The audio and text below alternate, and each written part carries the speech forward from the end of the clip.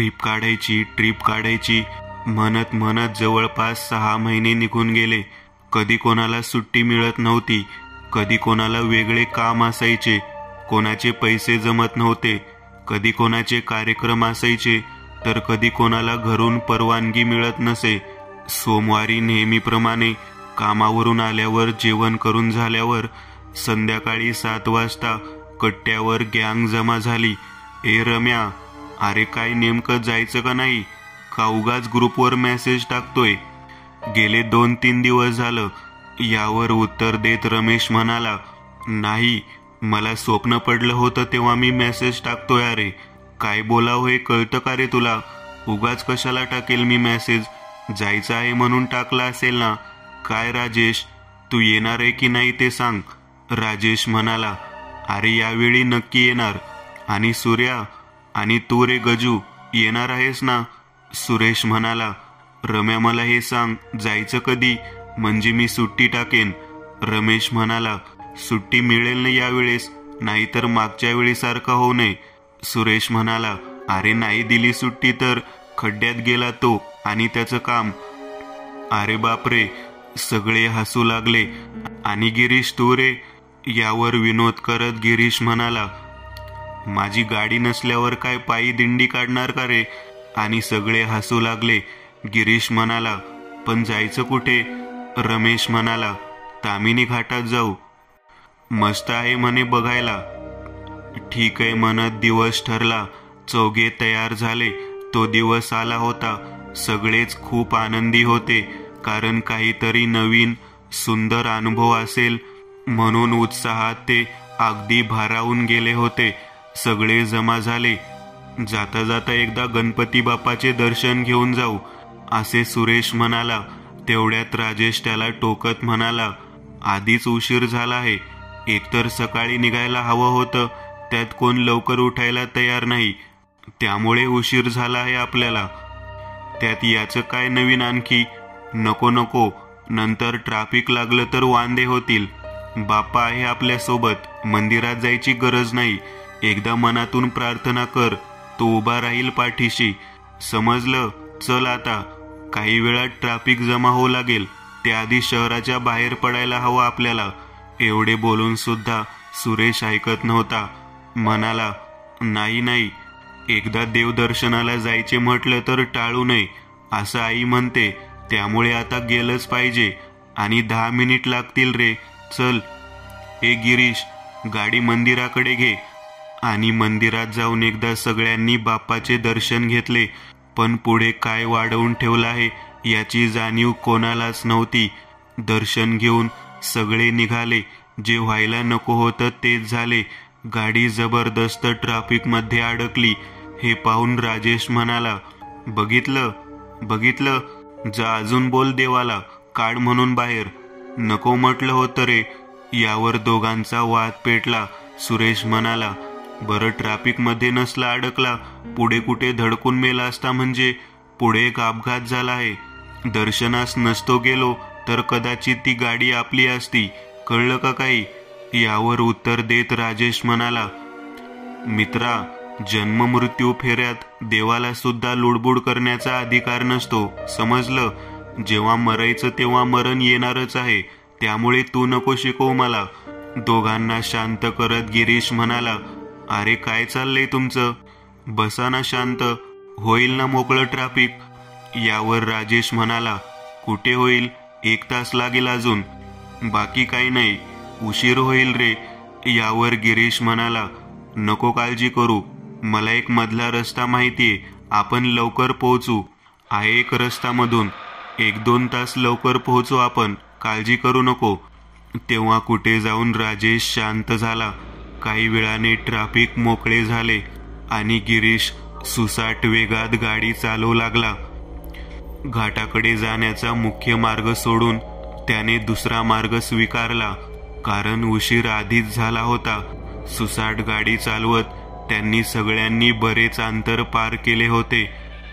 जवळपास 3 तास गाडी वेगाने चालवून गिरीशचे डोळे जळजळ करत होते. त्यामुळे त्याने एक हॉटेल बघितले आणि चहा पिण्यासाठी थांबले. राजेश म्हणाला, बापरे, पाठ ताटून गेली बाबा. किती रोड खराब आहे यार. गिरीश, गाडी सर्व्हिस करावी लागेल तुला वापस गेल्यावर, होकार देत गिरीश म्हणाला. हो ना, खूपच खराब रोड होता रे. सगळी धूळ डोळ्यात उडाली बघ. कसे लाल झाले आहेत डोळे. पण आपण आता जवळ आहोत. 2 तासात पोहोचू. खूप वेगात आलो रे आपण. नाही, सुरेश म्हणाला. हो ना, आता आरामात जाऊ. चहा वगैरे पिऊया, नंतर निघू. आणि सगळे तिथे थांबले. ऊन बरेच पडले होते, गरमी पण होत होती. असंच बाथरूमला जाण्यासाठी रमेश बाहेर आला आणि त्याला एक मोठी विहीर दिसली. तो जवळ गेला आणि पाहिलं तर निळं एकदम स्वच्छ पाणी होतं. त्याचं प्रतिबिंब त्याला स्पष्ट दिसत होतं आणि आनंदाच्या भरात मोठ्याने ओरडला. आवाज ऐकून सगळे बाहेर आले. म्हणाले, अरे काय झाले, एवढा काय ओरडतोय? तो म्हणाला, अरे इकडे या लवकर. सगळे त्याच्या जवळ गेले आणि म्हणाले, काय रे? अरे बघा ना, काय आहे हे? बाकी म्हणाले, विहीर आहे. आणखी काय आहे? तुम्हाला गरमी होत नाहीये का?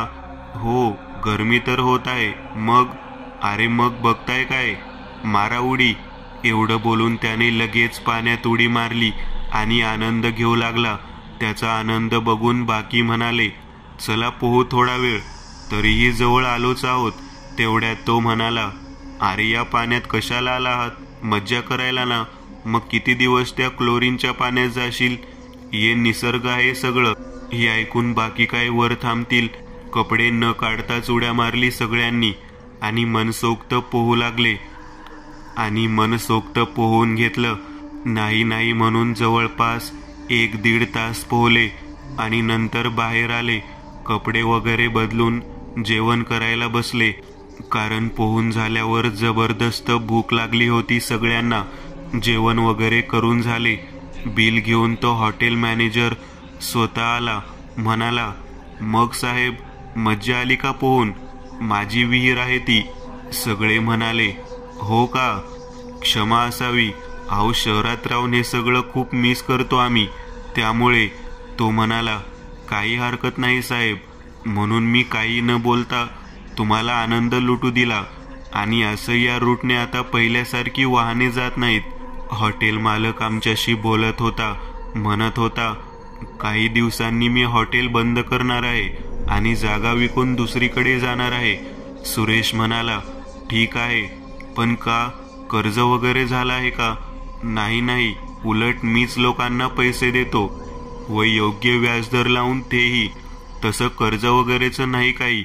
सुरेश म्हणाला, मग आहे एक कारण. त्यामुळे लोक यायची बंद झाली.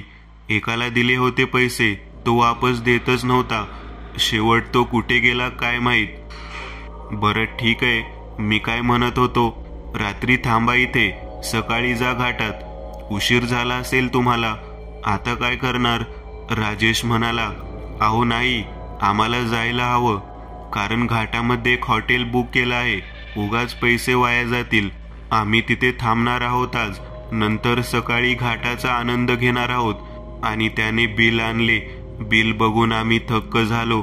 रमेश म्हणाला, जेवण तर एवढे झाले नाही, मग एवढं बिल कसले? मालक म्हणाला, विहिरीत पोहण्याचे. आम्ही सगळे म्हणालो, पोहण्याचे? आणि त्याने आपला खरा चेहरा दाखवला आणि म्हणाला, पोहण्याचेच हरामखोरांनो, पोहण्याचेच हरामखोरांनो. इथं मी एक रात्र रहा बोलतोय तर म्हणे हॉटेल बुक केलं आहे. गोडीत बोललो तर डोक्यावर बसणार का रे? एकतर ग्राहक नाहीत. यावर सुरेश म्हणाला, यात आमचा काय संबंध? आमची मर्जी, कुठे राहायचं कुठे नाही. तो म्हणाला, मी पण माझी मर्जीच सांगतोय. बिल दे आणि जा इथून. नाहीतर थांब आजच्या दिवस. जा उद्या, पैसे कमी घेतो मी. नाहीतर सगळ्यांना बांधून मारीन येते. कर काय करायचं ते. नंतर आम्ही काहीही बोललो नाही. जेवढे पैसे होते ते दिले आणि निघून गेलो. गाडीत चर्चा झाली. सगळे म्हणाले, किती हरामी माणूस होता. लोकांना पैसे देऊन जमीन नावावर करून घेत असेल. अरे हो, गावाकडे असं अजूनही चालतं. काय लोक आहेत राव. असं नाही करायला पाहिजे. त्या हॉटेल नाव आहे ना लक्षात? सांगू आपण लोकांना या ठिकाणी येऊ नका म्हणून. बघ ना, खूप पैसे घेतले रे त्याने. जाऊ दे, चल, आपल्याला किती वेळ आहे अजून? अरे रात्रीचे 8 वाजले आहेत. रमेश म्हणाला. हो, आहे काही वेळ अजून. एक छोटासा घाट आहे समोर, तो पार झाला की हॉटेल येईल आपलं. झोपा तुम्ही सगळे, मी आहे, चालवतो गाडी. पोहून हातपाय दुखत होते तर आम्ही बाकी गाडीतच झोपी गेलो. रमेश हळूहळू गाडी चालवत होता. जवळपास रात्री 9च्या सुमारास एक जोरदार धक्का बसला आणि आम्ही सगळे अचानक दचकन उठलो आणि रमेशकडे बघितले तर रमेश बेशुद्ध होता. गाडी डिवायडरवर चढली होती आणि रमेशने सीट बेल्ट लावले नव्हते. डोका आपटून तो बेशुद्ध झाला होता. आम्ही सगळेच घाबरून गेलो होतो. गाडीमध्ये घाटात होती. आम्ही सगळे गाडीच्या खाली उतरलो आणि बघतो तर काय, गाडीचे एक टायर फुटले होते. हे बघून राजेश म्हणाला, अरे बापरे, हे तर आता कामातून गेलं टायर. नवीन घ्यावं लागेल. काय करायचं? तरीच रमेशकडून गाडीवर नियंत्रण राहिले नाही.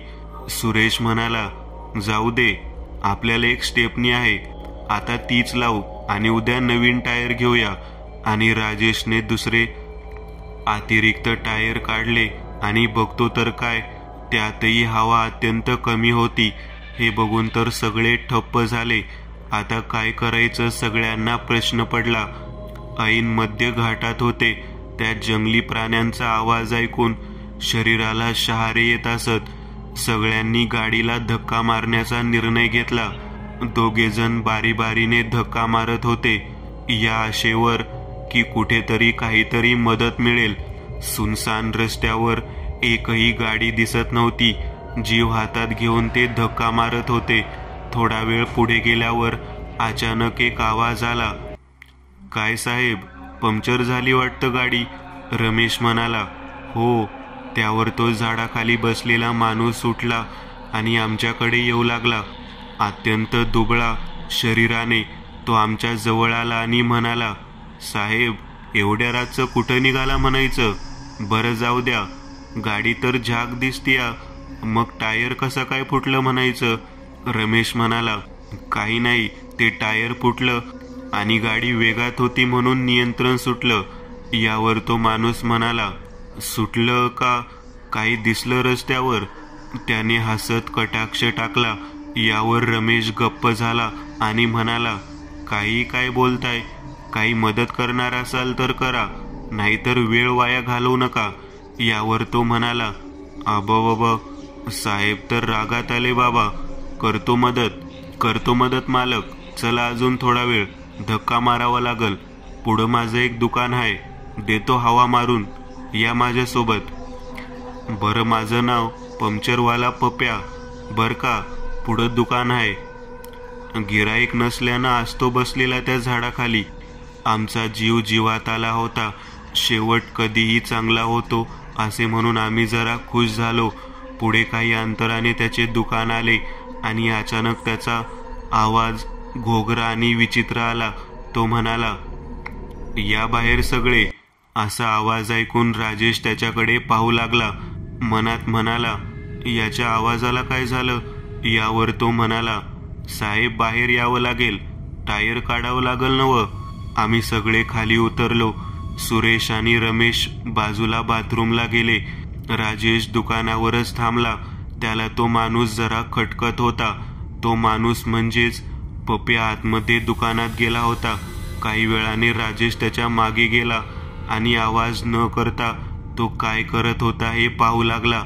आणि जे त्याने पाहिले ते त्याच्या कल्पनेपलीकडचे होते. त्याचे पाय थरथर कापू लागले, कारण समोर दृश्य तसे होते. तो पंक्चरवाला काहीतरी शोधत होता. एखादं जनावर जेव्हा मातीत पुरलेल्या मृत शरीराचा वास घेत तसेच काही तो करत होता. हात एक विचित्र आणि भयानक होते. बोटांची नख जणू लांब लचक सळ्या आहेत आणि त्याने तो जमीन उकरत होता. तोंड अगदी एखाद्या भयानक दानवासारखं. भयानक असे बाहेर आलेले दात आणि गुरगुरण्याचा आवाज.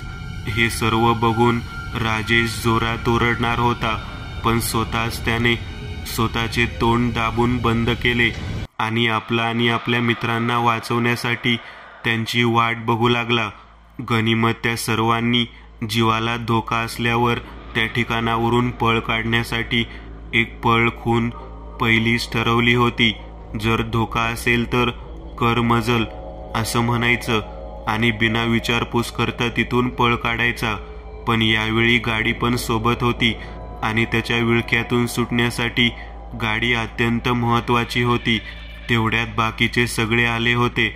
आल्यावर त्यांनी विचारलं, तो कुठे आहे? यावर राजेश काहीच बोलला नाही. तेवढ्यात तो बाहेर आला.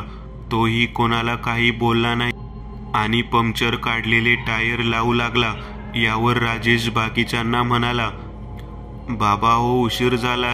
टायर लावले की सुसाट मजल गाठायची, कर मजल असे तो 2-3 वेळेस म्हणाला आणि त्याने सगळ्यांना खुणवत पंक्चरवाल्याच्या पायाकडे बघायला सांगितले. त्यांनी सगळ्यांनी त्याच्या पायाकडे बघितले तर त्याचे पाय उलटे होते. हे पाहून भीतीने रमेश ओरडणार तेव्हाच सुरेशने त्याला गप्प केले. गुपचूप गाडीत बसल्याचा इशारा दिला. राजेशही योग्य संधी बघून गाडी चालवायला बसला आणि जसे त्याने टायर लावले तसे त्याने गाडी पळवली. सगळे ओरडू लागले, पळव पळव, देवाला प्रार्थना करू लागले आणि राजेशला ओरडून सांगू लागले, राजा गाडी अजिबात थांबवू नको, पळ. तो दानवही त्यांचा पाठलाग करत होता. एखादं भयानक जनावर आपला पाठलाग करत आहे. धप धप धप आणि एक जोरात आरोळी ऐकू येत होती. राजेश जीवाच्या आकांताने आक्षासारखी गाडी पळवत होता. तो आमच्या जवळ आला होता. वेगात चाललेल्या गाडी अगदी बरोबरीने तो पळत होता आणि शेवटी त्याने एक पंजा रमेश ज्या बाजूने बसला होता त्या बाजूला मारला. तो पंजा रमेशच्या मानेवर लागला. नदीला पूर आल्यासारखे रक्त वाहू लागले, कारण जखम मानेवर आणि डोक्यावर झाली होती. सुरेशनी रक्त थांबावे म्हणून जखम दाबून धरली. ओरडू लागला, पळव राजेश पळव. शेवट त्यांच्या कानांवर ऐकू आलं की, चुकलात तुम्ही. आम्ही परत त्याच धाब्यावर आलो जिथं आम्ही जेवण केले होते. आम्हाला बघून त्या मालकाने कसलाही प्रश्न केला नाही आणि नौकरांना रमेश त्या गावातील दवाखान्यात घेऊन जायला सांगितले आणि सुरेश आणि राजेशला म्हणाला, पप्या नाव सांगितले का त्याने? तुम्ही पंक्चरच्या दुकानावर थांबला होता का? राजेशनी सगळं काही सांगितले. यावर मालक आश्चर्य करत म्हणाला, त्याच्यापासून सुटका मिळत नाही.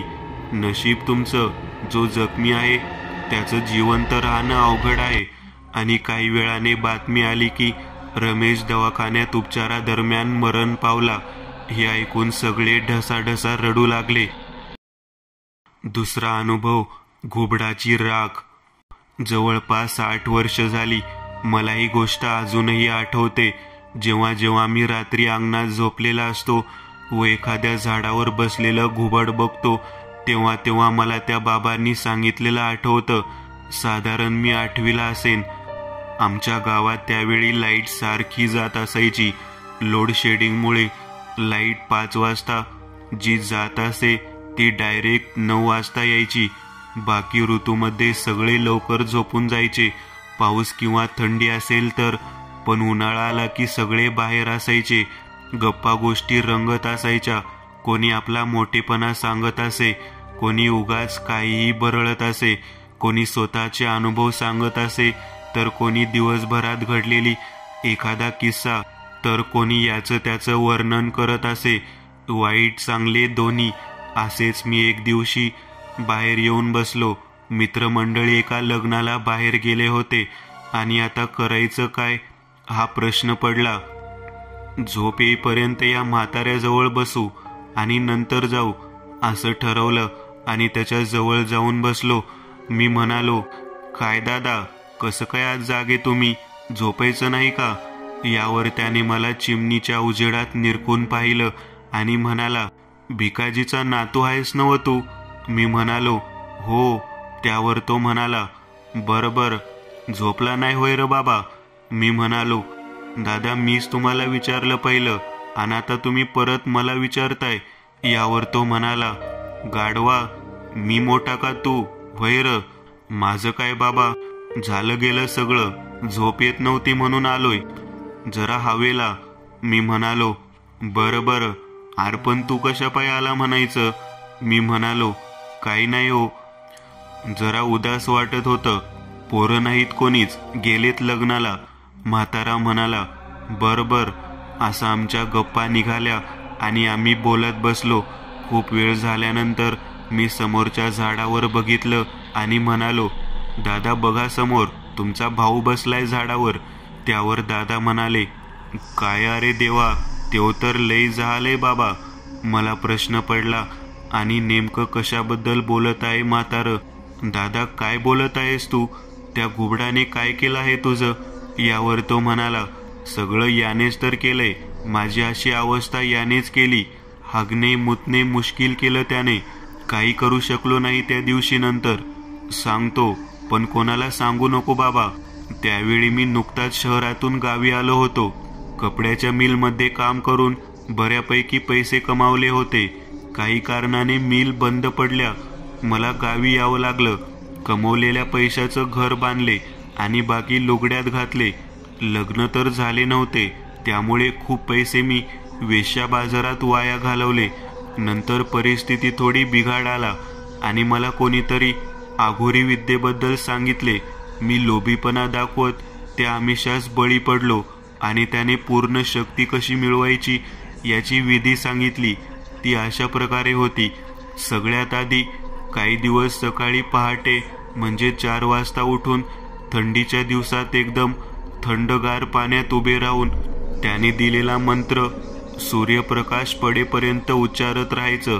असं किमान 2 महिने कसलाही खंड न पडू देता करायचं.